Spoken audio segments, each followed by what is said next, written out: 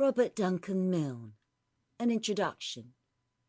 Robert Duncan Milne was born on 7th of June 1844 in Cupar in Fife, Scotland. Little is known of the life of this extraordinary author who created some of the most appealing science fiction stories ever written. As an adult, he lived in San Francisco and wrote short stories for local newspapers and periodicals of the time, and principally for the Argonaut, the political and literary newspaper heavyweight of the area.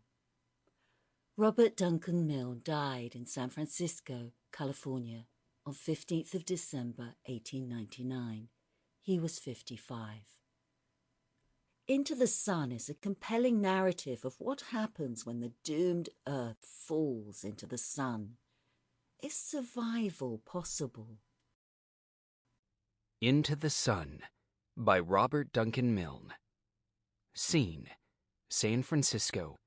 Time: 1883. And so you think, Doctor, that the comet which has just been reported from South America is the same as last year's comet? The one discovered first by Cruels at Rio Janeiro, I mean, and which was afterwards so plainly visible to us here all through the month of October? Judging from the statement in the papers regarding its general appearance, and the course in which it is traveling, I do not see to what other conclusion we can come. It is approaching the Sun from the same quarter as last year's comet. It resembles it in appearance. Its rate of motion is great, if not greater. All these things are very strong arguments of identity. But then how do you account for so speedy a return?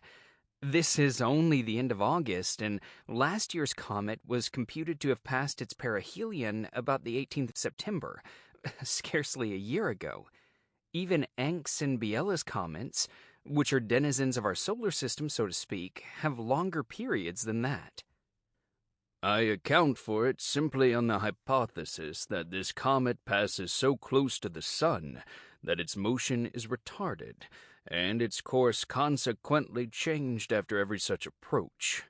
I believe with Mr. Proctor and Professor Boss that this is the comet of 1843 and 1880, that it is moving in a succession of eccentric spirals, the curvatures of which have reduced its periods of revolution from perhaps many hundreds of years to, at its last recorded return, 37 years, then to 2 and a fraction, and now to less than 1, and that its ultimate destination...